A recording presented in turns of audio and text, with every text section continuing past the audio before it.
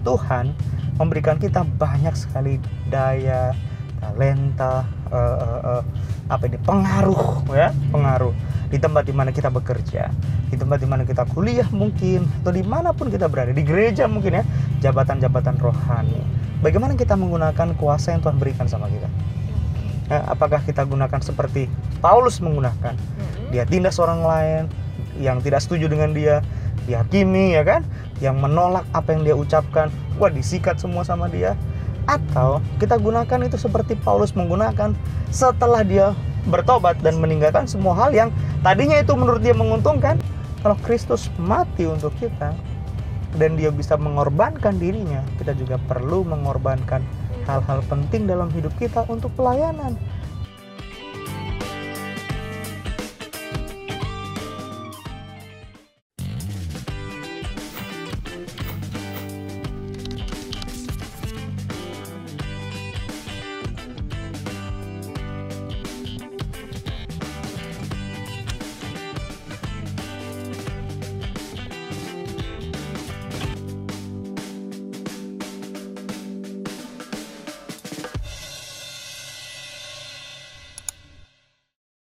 Oke, hai semuanya, kembali lagi login di Facebook What's on Your Mind.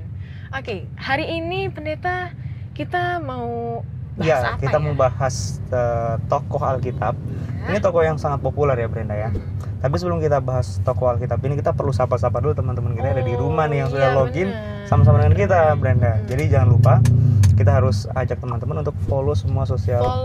Di mana aja tuh Brenda? Di mana aja tuh? Ada Facebook, YouTube, Instagramnya Hope Channel Indonesia. Bagus sekali. Dan jangan lupa Brenda, Hope Channel Indonesia sudah live streaming 24 jam loh. Waduh. Jadi kita bisa download di App Store ya, di Play Store aplikasi Hope Channel. Jadi nanti kalau Brenda dan teman-teman lagi baru selesai pulang kuliah, pulang kerja, nggak tahu mau ngapain ya kan? Kita bisa bagi waktu kita daripada menghabiskan waktu yang nggak bermanfaat.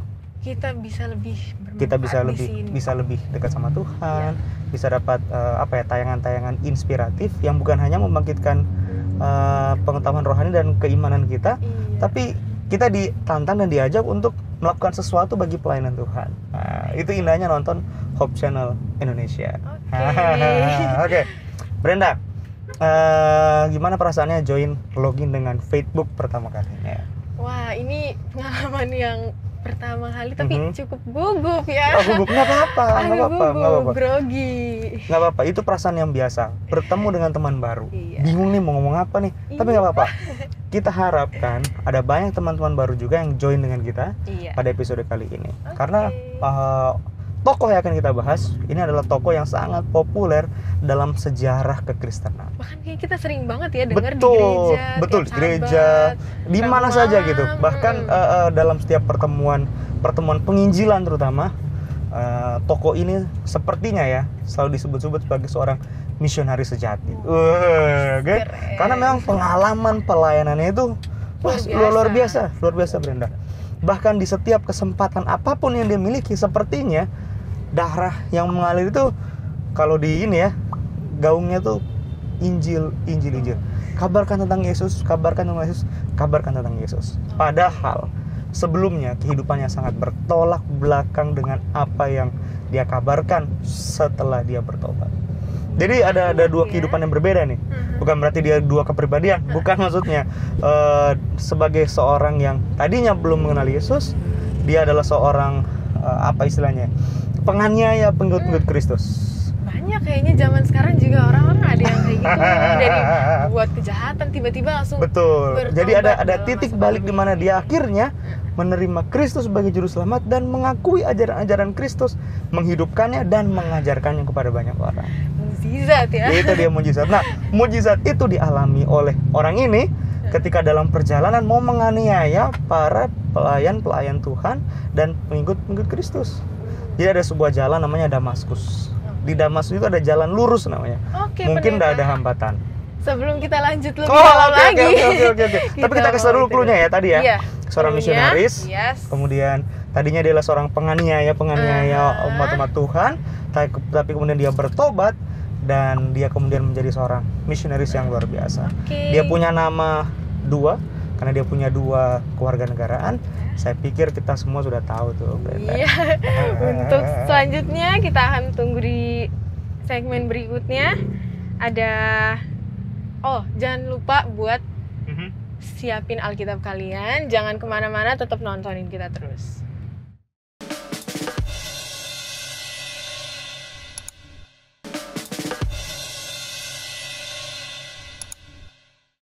Oke, kembali lagi bersama kita. Sekarang Kita harus kasih tahu passwordnya. iya. Kembali login di Facebook. What's on your mind? Benar. Oke, gimana Brenda? Sudah dapat clue-nya tadi? Kita udah bahas clue-clue sebelumnya. Kira-kira siapa tokoh yang akan kita bahas, Brenda? Udah bukan kira-kira lagi, Brenda. Udah langsung bisa tahu. dipastikan ya? Bisa dipastikan. Silakan sebutkan. Paulus. Betul sekali, Yes. Paulus. Misionaris hebat ini ya, Paulus. Kita tahu kisahnya bukan Brenda.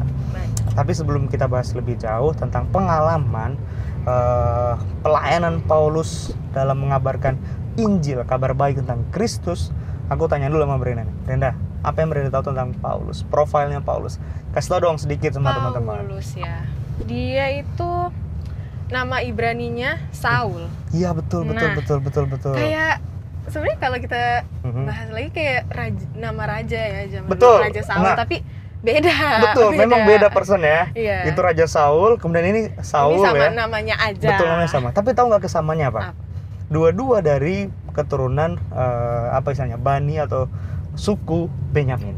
Oke. Iya, Baik Raja Saul maupun Paulus ini, dia juga dari suku Benyamin. Jadi dua-dua adalah bagian dari suku Benyamin. Itu kesamaannya. Kalau orang orang Greka, orang Yunani menyebut dia Saulus. Jadi dari namanya udah ketahuan nih, us tuh itu Greka tuh, Yunani. Sementara keunikan lainnya Brenda, dia kan punya 2 kewarganegaraan. Menurut catatan Facebook ya, yang kita punya, Kisah 22 ayat 3 menulis bahwa aku ini orang Yahudi. Jadi dia mengaku bahwa dia adalah orang Ibrani, orang Yahudi ya, orang Ibrani. Tapi dia lahir di Tarsus, di tanah Kilikia.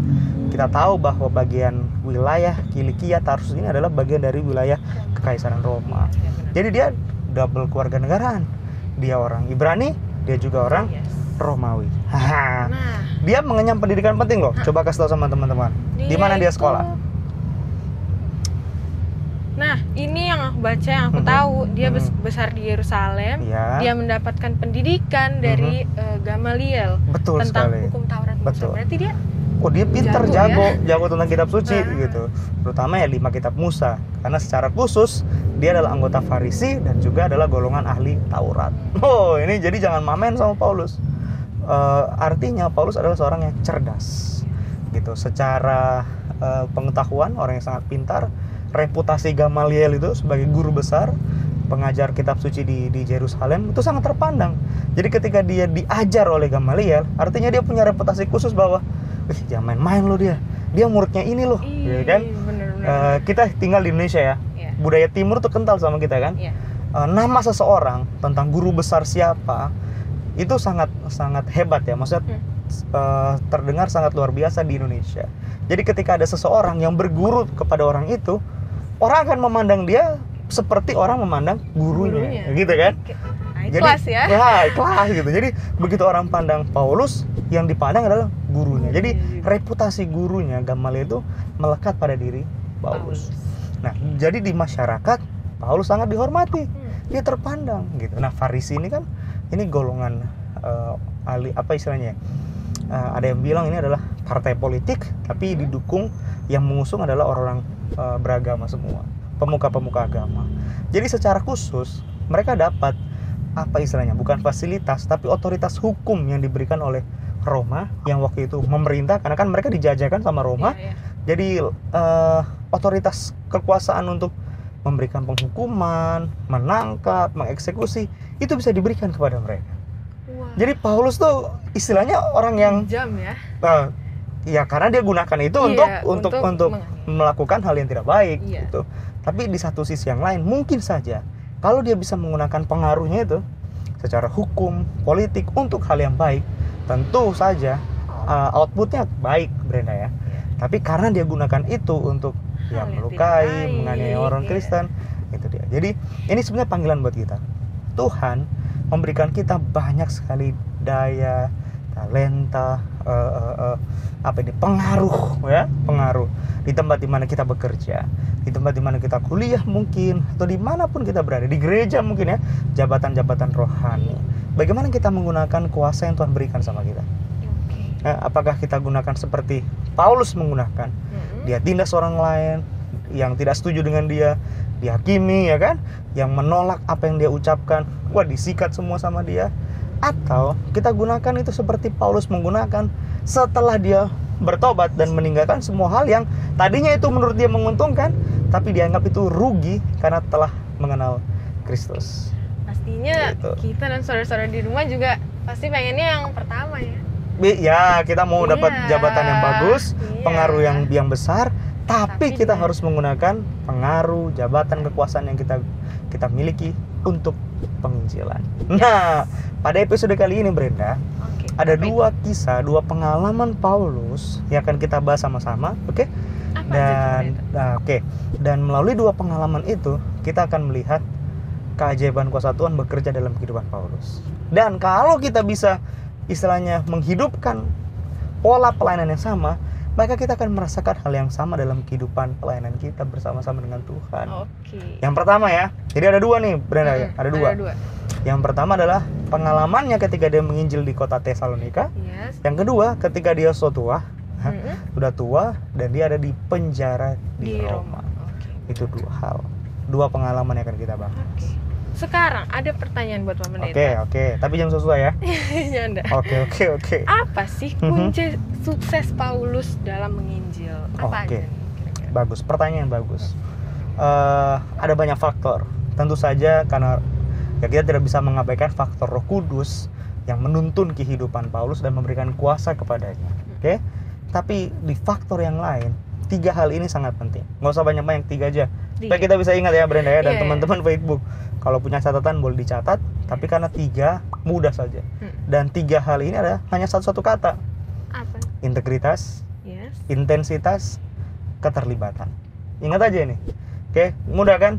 Integrity, intensity, involve. Oke, jadi integritas, kemudian intensitas, intensity dan keterlibatan. Mudah kan? Untuk ini kan? Oke. Kita harus menyadari Brenda, teman-teman semua. Gereja. Aku nggak bilang kalau gereja bukan berarti hanya bangunan ya, tapi setiap orang yang ada di dalamnya. Paulus bilang tubuhmu adalah bait Allah. Gereja artinya kita. Oke?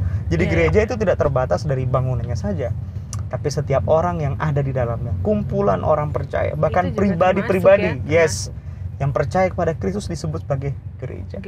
Gereja dan Paulus ini punya kesamaan. Apa kesamaannya? Ya sama-sama mengabarkan kabaran tentang kebaikan Kristus, tentang kasih Kristus yang telah menyelamatkan. Ini penting.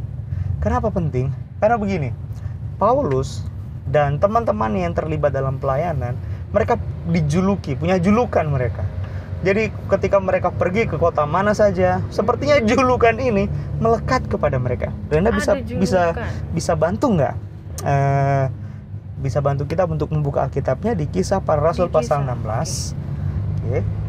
Kisah 16 ayat yang ke-20. Nanti siap-siap ya. Satu pasal setelahnya Kisah 17 ayat 6. Kita buka dulu Kisah 16 ayat 20. Silakan Brenda. Kisah 16 ayat 20. Setelah mereka membawa keduanya menghadap pembesar-pembesar kota itu, berkatalah mereka katanya, orang-orang ini mengacau kota ini karena mereka orang Yahudi. Jadi mereka disebut sebagai pengacau. Pengacau. Ini pengacau ini. Sekarang Kisah 17 ayat 6. 17 ayat. Kisah 17 6. Kisah 17 ayat 6. Tetapi ketika mereka tidak menemukan keduanya, mereka menyeret Yason dan beberapa saudara ke hadapan pembesar-pembesar kota sambil berteriak katanya, orang-orang yang mengacaukan seluruh dunia telah datang juga kemari. Jadi apa julukan mereka? Pengacau.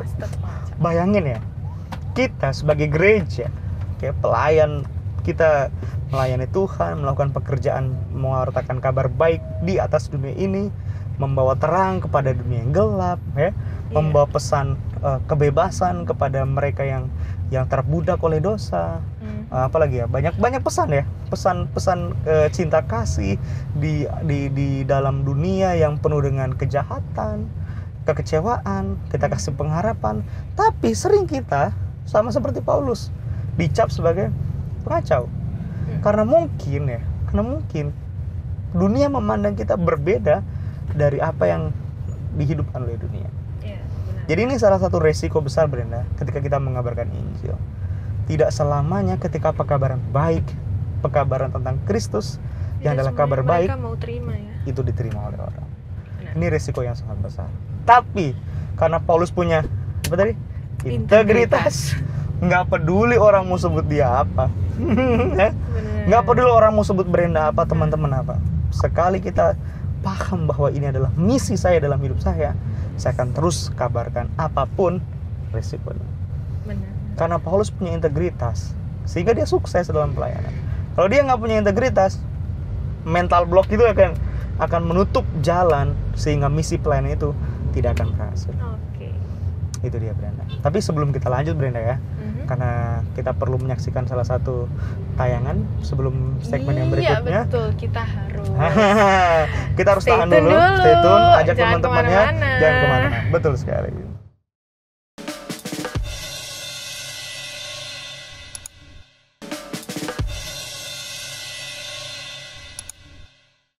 Oke, kembali lagi bersama kita di Facebook What's on Your Mind. Betul sekali. Nah, Oke, Brenda, pendeta, apa yang perlu ditanyakan sekarang sebelum kita lanjut? kalau Paulus tinggal di zamannya waktu itu di Waktu itu dia menginjil di Tesalonika. Iya. Oke. Kalau kita sekarang, zaman sekarang ini kan kita tinggalnya di kayak kita mungkin di Jakarta atau teman-teman di rumah di daerahnya masing-masing. Apa keterkaitannya Paulus sama kita? Oke. Ngapain dibaca kalau nggak ada hubungannya ya? Iya. Iya, betul. Oke. Begini. Seperti tadi, ketika Paulus melayani di kota Tesalonika, dia dapat banyak tantangan. Tapi tetap Paulus mau mengabarkan pekabaran tentang kasih Kristus di tempat ini walaupun tantangannya banyak. Aku nggak bisa bilang bahwa kita hidup di Jakarta, kota besar lainnya, tantangannya lebih besar daripada teman-teman yang tinggal mungkin di tempat yang lain, gitu. Ada daerah-daerah yang lebih kecil dari tempat kita. Buat aku ya, tantangan dimanapun orang tinggal, tantangan yang berbeda-beda. Dan aku nggak bisa klasifikasikan, tempat ini lebih berat, tempat itu lebih berat. Tapi aku mau bilang begini, secara khusus ya, kita lah yang tinggal di Jakarta. Apa bedanya mungkin ya, kalau mau dilihat kehidupan di kota Tesalonika dengan kehidupan di Jakarta? Semuanya ada di Tesalonika, semuanya ada di Jakarta. Dalam tanda kutip, tantangan besarnya kejahatan.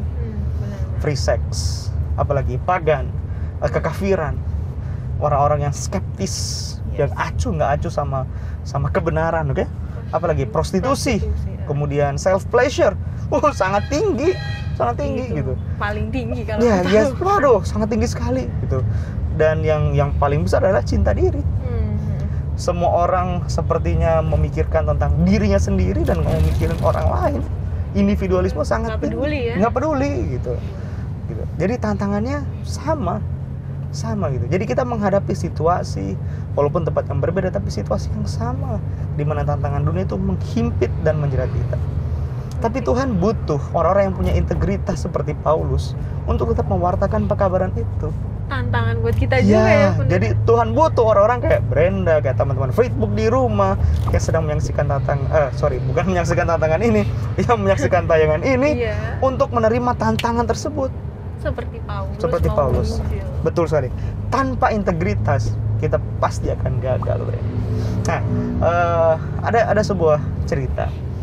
Cerita ini menurut catatan kita ya, catatan Facebook ya. Sebuah surat ditulis kepada Diognetus. Jadi si Diognetus ini adalah seorang guru Greka ya, seorang filosofer gitu. Dia dapat surat untuk menggambarkan keadaan orang-orang Kristen di zaman itu, which is di zaman dimana Paulus waktu itu juga hidup, dimana orang Kristen tinggal nggak jauh dari tempat dimana Diognetus tinggal dan mengajar. Bahkan mungkin ketika surat ini ditulis, ini juga sedang menggambarkan keadaan masyarakat secara umum, terutama ruang lingkup tinggalnya orang-orang Kristen. Oke, perhatikan baik-baik ya, Brenda dan teman-teman ya. Surat itu judulnya adalah A Letter to Diognetus. Dia bilang begini, they di sini maksudnya orang Kristen. They live in the flesh, but they are not governed by the desires of the flesh. Wah, bagus sekali ya. Mereka hidup ya, artinya mereka hidup sama kayak kita.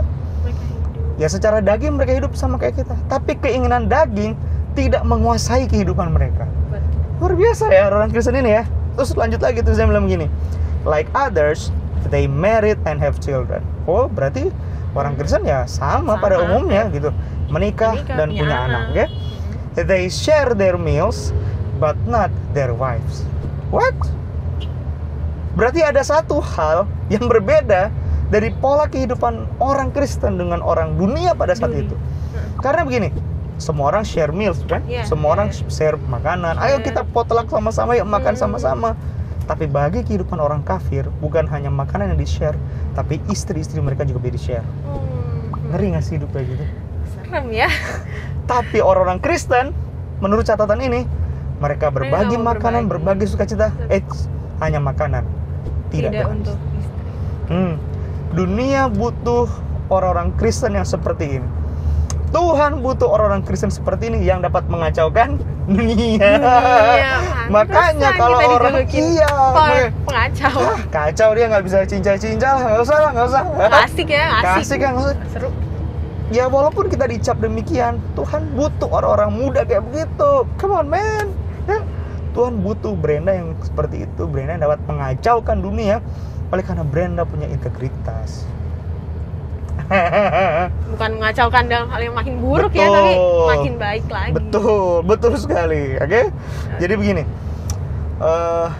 kadang ya orang pasti, aku nggak tahu secara pribadi Brenda bagaimana merasakannya, atau teman-teman bagaimana. Contoh lah ya, ngapain sih ke gereja kok hari Sabat? Yahudi banget sih lo. Gimana ya? Kita coba untuk menurut apa yang Alkitab sampaikan, apa yang Kristus ajarkan dalam pola penurutannya kepada Allah lewat praktek perbaktian keagamaan, dicap Yahudi. Atau contoh begini, kita menggunakan pakaian yang tertutup ya, nggak terbuka, pakaian yang belum jadi itu loh, tau gak sih? Pakaian kurang bahan. Kurang bahan. Tapi apa dicap? Norak banget sih lo, jadul banget ya lo, iya nggak sih? Udet banget sih sama yang sekarang. Tahu nggak? Siapa yang ngolok-ngolok kayak gitu? Bukan orang dari luar, justru orang dari dalam gereja sendiri yang coba untuk memberikan tekanan, pressure itu kepada kita.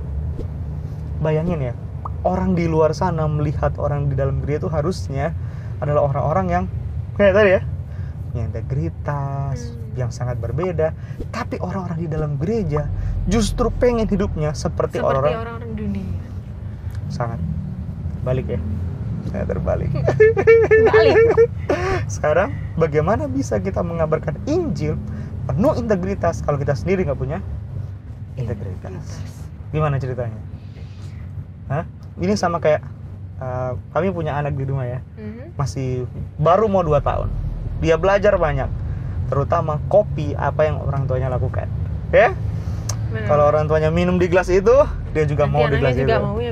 Dia punya gelas sendiri tapi dia nggak mau pakai gelasnya dia. Dia maunya yang dipakai oleh orang tuanya, ya. Semua hal. Kalau orang tuanya berdoa ke Bapa di surga, dia juga akan bilang Baba. Oke? Apa yang orang tuanya lakukan akan di copy. Bayangkan sekarang kita coba untuk mengajarkan yang baik, tapi yang kita praktekkan adalah hal yang tidak baik, berbeda dengan apa yang seharusnya kita ajarkan. Apa yang akan terjadi? Itu bukan hanya sekedar mempengaruhi ya orang yang menerima itu, tapi orang yang ada di belakang kita. Orang lain juga berarti bakal ikut ya, bakal lihat. Artinya sekarang coba bayangkan kalau pola kehidupan seperti ini kita lakukan di dalam gereja, maka yang terjadi adalah generasi-generasi setelah kita akan melihat bagaimana cara kita bekerja dan kita hidup. Susah sekali memutus mata rantai tersebut tanpa pertolongan Tuhan. Jadi kalau tidak sekarang, kapan lagi? Kalau bukan kita, siapa lagi? Betul. Ya benar. Gimana, Brenda? Kita berarti ya Ya kan? Kenapa kita gagal sih mengguncang dunia dan bikin kacau dunia? Ya karena mungkin kita hidup serupa dengan dunia. Jadi ya dunia nggak rasa terguncang atau nggak merasa kita ini pengacau. Kenapa? Sama kok kita. Iya, Hah? ya. Sama Benar, kok. Iyalah. Kalau berbeda baru dia bilang kacau lah, malas gua sama lo. Ya kan? Benar. Oke. Karena Makin begini. menarik nih. Karena begini Brenda. Kita tuh sukanya kayak gini. Kita tuh suka terlihat seperti malaikat ketika di depan mimbar, ya. Terlihat seperti orang yang sangat kudus, orang yang penuh dengan aura rohani gitu. Soleh sekali nih orang, saleh gitu. Rohaniawan banget Oh ya. iya, tapi begitu pulang di rumah, istri dan Beda. anak memandang ini malaikat terang kan Lucifer ini yang tadi. Ini di gereja malaikat suci, di rumah jadi Lucifer. Wah, gitu. Berbeda sekali. Tapi citra itu yang sering terpancar. Seolah-olah hidup keagamaan dengan hidup setiap hari itu berbeda. Pengennya berarti Loh. baik di depan doang ya. Iya. Kita nggak boleh pisahkan kehidupan tersebut. Karena agama itu, religion is a practical life. Jadi agama itu adalah gaya hidup kita. Sebagaimana kita hidup di depan mimbar, seperti itulah cara kita hidup setiap hari. Tapi kan berbeda kan? Jadi kalau mau cari tahu bagaimana kehidupan saya, datang ke rumah saya, tanya sama istri saya seperti apa. Pasti istri saya kan bilang beda banget ya. Beda banget. Oke. Itu kunci yang pertama tadi apa? Integritas. Sekarang kita masuk ke kunci yang kedua, yaitu intensitas. Intensitas tuh menarik ya. Karena begini, kita kan mau jadi orang Kristen yang istilahnya mengguncang dunia. Ya. Kalau bisa dunia kacau karena guncangan kita, ya kan? Iya, Sehingga mereka bisa melihat kita ini jadi pusat perhatian. Iya dong. Iya. Kan Tuhan Kalau bilang kita harus jadi pusat terang. perhatian, kita ya sama Iya, aja. Iya, sama kayak mereka. Itu juga butuh intensitas. Maksudnya gini, kita punya pekabaran yang baik nih, pekabaran yang bagus. Dalam artian begini, kalau ilmu marketing ya, lu punya barang bagus, lu punya brand mungkin bagus, produk ini teruji, tapi kalau nggak greget promosinya, gimana mau laku produk lu? Nah, kita punya pekabaran yang bagus. Pekabaran kita bukan pekabaran kaleng-kaleng. Pekabaran tentang Kristus yang menyelamatkan kita. Tapi sering kan kita mengabarkan pekabaran kita itu dengan suara yang aduh nggak bisa dengar. Gereja di mana ya? Yang di situ malu Nggak dia. berani mereka. Ya mungkin karena jarang ke gereja kan juga. Bisa. Nah, udah Ya kan? lama, apalagi habis karantina gini kan. Jadi kok nggak minum ini sih? Kok nggak makan ini? Ya gimana gitu. ya? Ya gitu deh. Mas jawabnya gitu. Kita punya pekabaran yang dahsyat, tapi cara kita menyampaikan pekabaran itu lemah. Kita punya pekabaran yang powerful, tapi the way we share, the way we introduce the message powerless gitu. Jadi kayak, aduh gimana ya? Ada satu cerita kan, seorang pendeta ini ya, didatangi sama seorang anak. Dia bilang, Pak Pendeta, saya boleh bertanya? Oh silakan. Dia bilang, tadi Pak Pendeta khotbah tentang sorga ya? Iya. Pendeta emang pernah ke sorga? Pendeta mungkin, kenapa? Lah, Pak Pendeta jelasin sorga, Pak Pendeta jelasin apa saja segala hal tentang sorga. Seolah-olah Pak Pendeta pernah pergi ke sorga. Pendeta ini berarti jago nggak membawakan khotbahnya? Jago, karena bisa membawa orang kayak ngerasa ya benar-benar. Sorga, dia belum pernah ke sorga, tapi dia membawakan pekabaran seolah-olah dia telah pergi ke sorga. Kita butuh pekabaran yang kayak begitu. Tapi orang sekarang lebih suka pekabaran yang fiktif, kan? Seolah-olah itu real. Sebaliknya, kita ini yang punya pekabaran tentang kebenaran, tapi kita sampaikan seolah-olah kebenaran itu fiktif. Ini kan sangat menyayat hati ya. Ironis ya. Balik banget gitu Brenda ya. Sangat terbalik. Bagaimana mungkin kita punya kebenaran kitab suci, tapi orang nggak bisa menikmati pekabaran itu karena mungkin cara kita menyampaikan tidak dengan intensitas. Jadi orang pikir, ini fiktif ini. Enggak real ini. Jadi nggak percaya. Ngawang-ngawang doang. Ya, pasti. Bagaimana pekabaran itu bisa diterima kalau tanpa intensitas dalam mewartakan pekabaran tersebut. Bener. Ya. Makanya kita punya Hope Channel Indonesia. Ya enggak? Loh iya dong. Hope Channel Indonesia mengabarkan pekabaran Injil dengan intensitas, dengan suara yang jelas, nyaring ke seluruh pelosok negeri. Kita jangkau mereka. Biar semua juga tahu. Betul, nggak neko-neko. Bukan cuma kita yang di daerah-daerah besar. Betul, sampai di pelosok. Ini yang disebut dengan pekabaran Injil dengan intensitas. Kabarkan dengan suara nyaring. Kenapa program ini dibuat? Karena kita mau mengabarkan pekabaran Injil penuh intensitas. Itu dia. Bagaimana? Masih kita melanjutkan? Ini makin menarik makin lagi, menarik makin lagi dalam, ya? makin Oke. Tapi jangan kemana-mana dulu, kita tapi sambung ya abis ini ya. Stay tune, kita tetap akan sambung. Jadi Oke. tunggu sebentar, nanti kita lanjut lagi.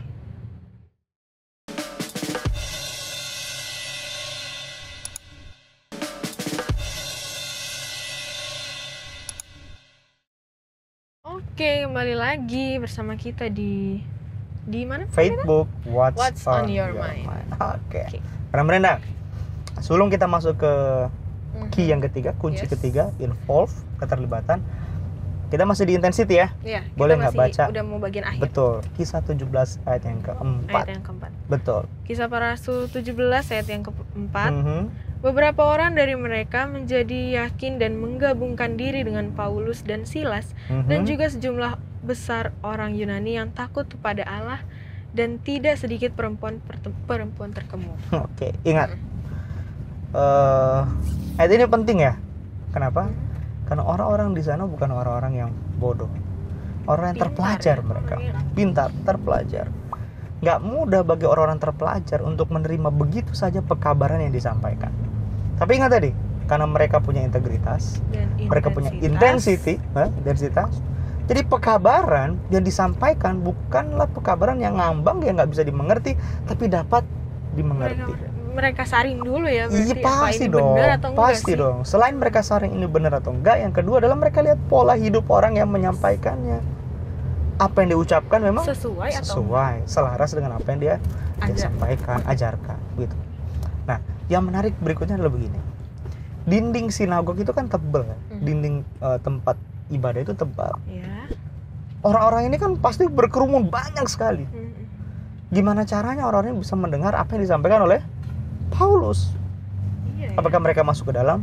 Mungkin saja.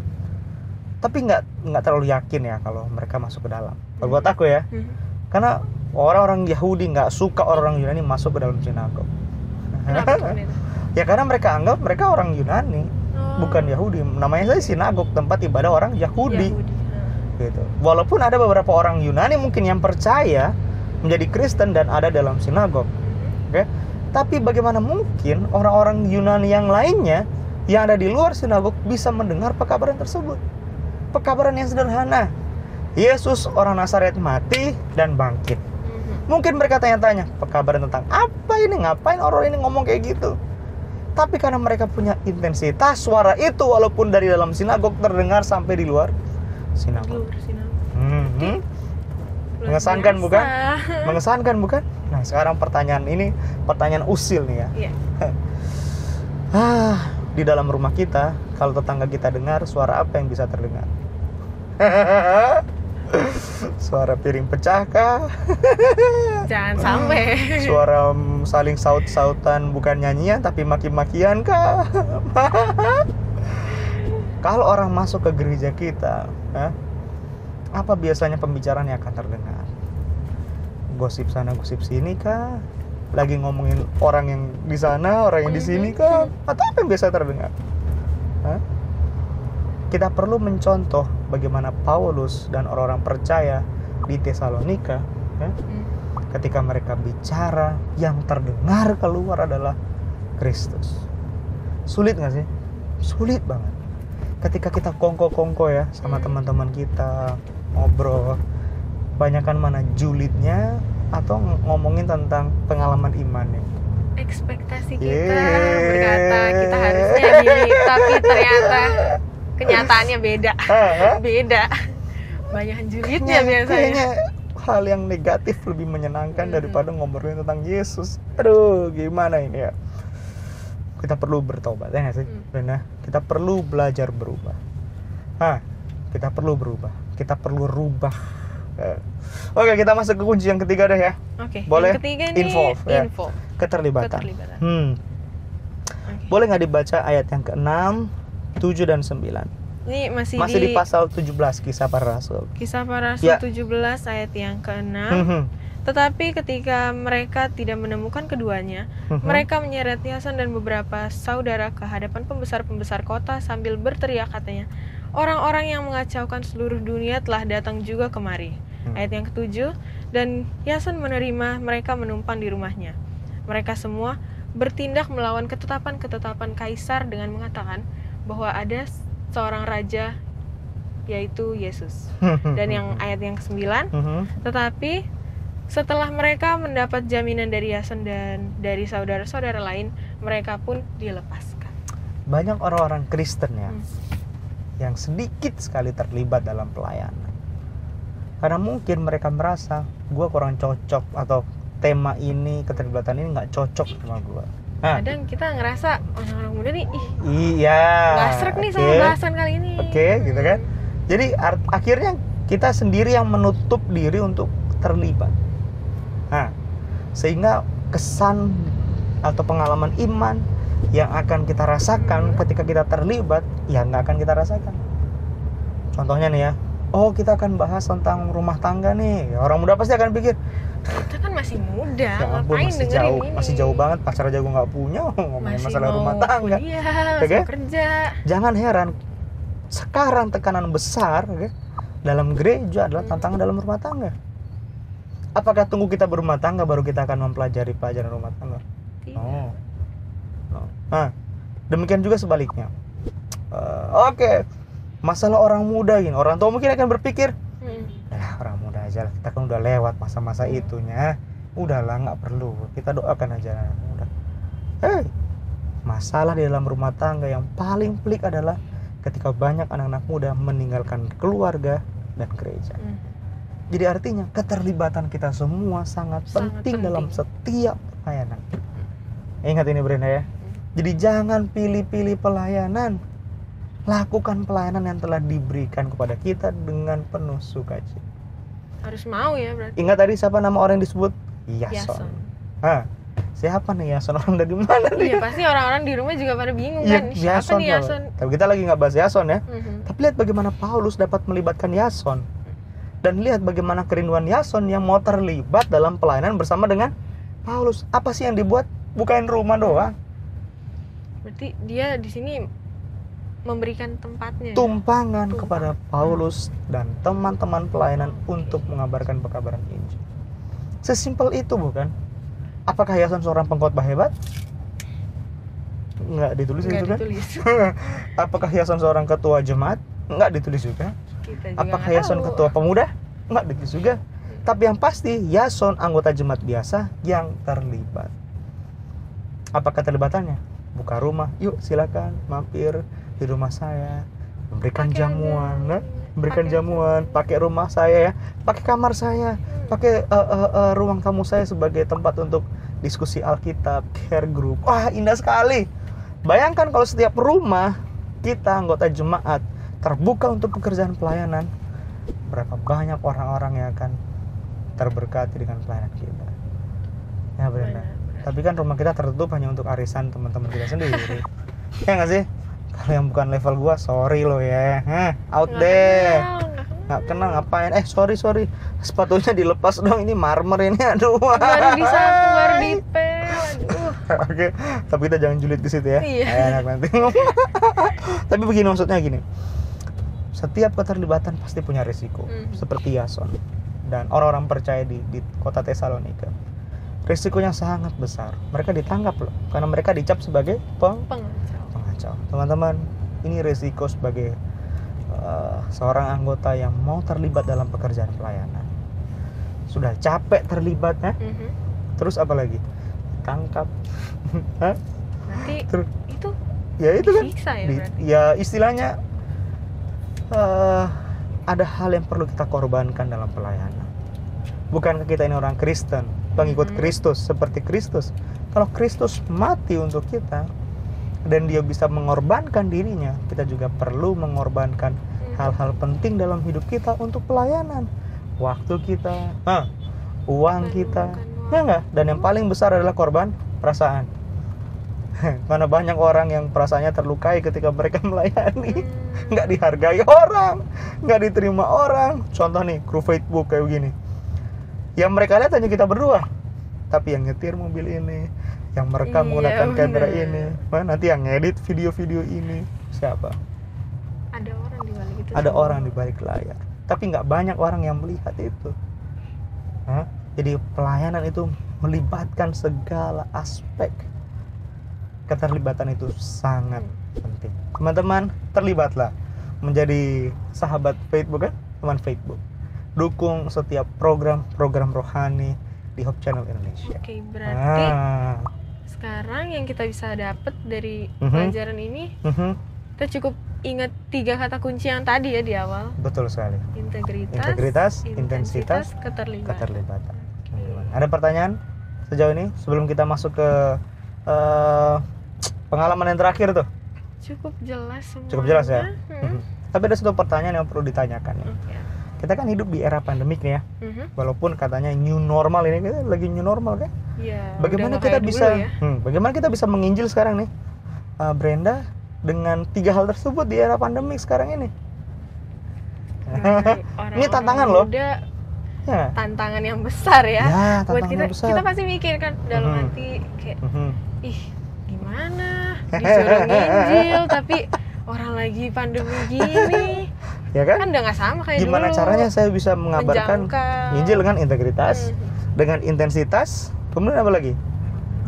Dengan keterlibatan kita mau atau enggak? Tengah dunia yang lagi dihantam sama pandemi. Oke. Kita ke kisah pasal yang ke-28. Oke. Kisah 28. Boleh Brenda dan teman-teman yang ini buka. Dan tolong boleh bantu baca kisah pasal 28 ayat 30 sampai 31. Judul perikopnya Paulus memberitakan kerajaan Allah di Roma. Oke, di Roma ya. Tadi Tesalonika ya? Iya. Oke. Dan Paulus tinggal 2 tahun penuh di rumah yang disewanya sendiri itu. Ia menerima semua orang yang datang kepadanya. Ayat 31. Dengan terus terang dan tanpa rintangan apa-apa, ia memberikan kerajaan Allah dan mengajar tentang Tuhan Yesus Kristus. Oh, luar biasa. Paulus ini udah tua. Di ayat yang ke-15 ditulis itu adalah pengalaman waktu dia baru tiba di Roma, setelah pelayaran yang sangat lama. Kalau baca pasal sebelumnya, dia tuh terombang-ambing, kapalnya pecah, kemudian karam, pecah, karam. Jadi akhirnya dia sampai terlambat di Roma. Jadi ayat 15 begitu dia melihat orang-orang percaya yang ada di Roma, ditulis Paulus mengucap syukur kepada Allah dan kuat hatinya. Jadi sebagai seorang tahanan ya, mau naik banding kan, dia rasa terhibur ketika menyaksikan saudara-saudaranya dalam iman memberikan kekuatan kepadanya. Tapi kemudian ayat yang tadi dibaca oleh Brenda, ayat 30 sampai 31, Paulus mengalami kemunduran dalam upaya untuk naik banding. Kenapa? Karena ada delay 2 tahun. Nggak diapa-apain. Nggak ada upaya sama sekali dari pemerintah untuk dari pengadilan untuk panggil Paulus, kita siap sidang. 2 tahun dia harus sewa sendiri. Ini menariknya nih ya, sebagai seorang tahanan dia punya hak untuk nyewa rumah, tapi dijaga penjaga di situ. Oh, tetap ada penjaganya. Tapi coba pikirin, Paulus ngapain 2 tahun di situ? Nggak bisa ngapa-ngapain kan? Dia nggak bisa pergi ke Tesalonika, dia nggak bisa pergi ke Makedonia atau ke tempat-tempat lainnya. Kalau gitu bisa kita pikirkan bahwa Paulus di karantina di situ. Dan secara tidak langsung Injil, kayak kita Injil juga terkarantina. Gimana Paulus mengabarkan Injil kalau gitu? Bukankah hal tersebut sama kayak pengalaman kita sekarang? Kita seperti di karantina, nggak bisa ngapa-ngapain, bukan? Benar-benar kita nggak bisa Tapi ngapa-ngapain. ayat 30 dan 31 yang dibaca Brenda tadi adalah kabar baik. Apa kabar baiknya? Justru di tempat itu Paulus mengabarkan Injil tanpa tentang ada rintangan rintangan. apa-apa. Ngeri gak sih? Gimana caranya? Ada satu komentar dari penulis rohani, oke, namanya Ellen White. Dan ini didukung oleh banyak komentator Alkitab bahwa apa yang Paulus lakukan di penjara itu, di rumah yang dia sewa itu, justru pekabaran Injil dilakukan lebih dahsyat, lebih luas pengaruhnya dibanding ketika dia travel kemana-mana. Kok bisa? Berarti yang kali ini yang lebih Iya, padahal dia nggak ngapa-ngapain lah, cuma di rumah. Tapi hebat ya, cuma di rumah tapi pekabarannya kemana-mana. Kayak dari penjara itu dia kirim surat, dia kirim email gitu sih. Dia sekarang kirim email ya. dulu surat. Email. Bukankah itu yang harusnya dapat kita lakukan? Tahu nggak? Ada beberapa kitab ya yang selesai ditulis di situ. Contohnya kitab Filemon, kitab Efesus, kitab Kolose, selesai semua ditulis di penjara di Roma. Dalam 2 tahun itu. Dalam waktu 2 tahun. Lukas datang wawancara, dia tulis kitab Kisah Para Rasul. Timotius sempat berkunjung, diberikan kekuatan kepadanya, dikasih titipan lagi surat untuk Timotius. Apalagi Onesimus kabur dari rumah tuannya, di penjara, dikasih kekuatan, surat Filemon ditulis. Jadi banyak sekali hal yang dilakukan oleh Paulus ketika dia di karantina. Teman-teman, Brenda, banyak mungkin yang stres karena di karantina sehingga bingung apa yang perlu kita lakukan. Bagaimana cara untuk menginjil? Kita harus seperti Paulus. Walaupun di rumah saja, kita bisa do something. Gunakan the power of social media. Gak cuma waktu-waktu sebelum karantina, tapi pas karantina juga kita bisa. Ya berarti. Internet dapat menjangkau seluruh dunia. Kita gunakan hal tersebut. Kita bisa pakai sosial media kita juga berarti. Walaupun ada di rumah, kita bisa menjangkau banyak orang. Seperti yang kita lakukan sekarang di Hope Channel Indonesia. Kita bisa menjangkau banyak orang waktu kita di karantina. Oke, kita tiba di sesi yang paling terakhir, yaitu kesimpulan. Sebelum kita akan berdoa, oke? Brenda, 1 atau 2 kesimpulan dong dari pelajaran ini. Kesimpulan yang aku dapat, tetap aku harus ingat yang 3 tadi. 3 kata kunci pertama, intensitas dan integritas, keterlibatan. Betul. Sama kalau aku cuman punya yang intensitas tapi nggak punya pendirian atau nggak punya nggak mau terlibat dalam itu, tetap aja kayak kita jadi kayak tukang obat tahu ya saudara beli obat ini tapi gimana bapak ini nggak sehat, dia jual obat biar sehat. Ya nggak sih? Itu lucu. Oke. Ada lagi? Itu aja. Ingat ya, semua hal ini indah kedengarannya, pengalaman Paulus. Tapi itu indah ketika Paulus melakukannya. Semua pelajaran ini akan jauh lebih indah, Brenda dan teman-teman, kalau kita juga terlibat melakukan pelayanan. Kita juga mau terlibat. Betul sekali. Oke, boleh kita berdoa, Brenda, untuk menutup sesi Facebook dengan mempelajari kisah Paulus ini? Pendeta boleh pimpin kita. Oke, mari kita berdoa. Terima kasih Tuhan, waktu yang indah kami boleh mempelajari firman Tuhan dengan tokoh Paulus. Kami mempelajari betapa indah pelayanannya ketika dia boleh dipakai oleh Tuhan sebagai misionaris yang sejati. Tuhan, gunakan kami anak-anak muda di tempat di mana kami berada. Dengan talenta yang kami miliki, kami semua boleh terlibat untuk memuliakan Tuhan dan mengabarkan tentang kebaikan Tuhan. Bantu kami Tuhan untuk menghidupkan 3 kunci utama yang dimiliki oleh Paulus. Kami punya integritas, kami punya intensitas, dan kami mau terlibat.